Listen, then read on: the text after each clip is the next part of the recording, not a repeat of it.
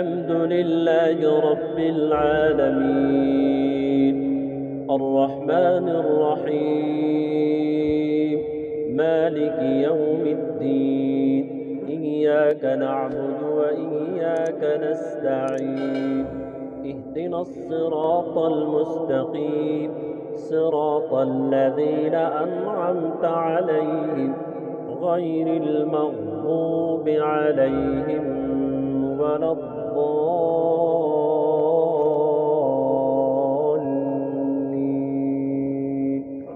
ولما جاء عيسى بالبينات قال قد جئتكم بالحكمة ولأبين لكم بعض الذي تختلفون فيه فاتقوا الله وأطيعون.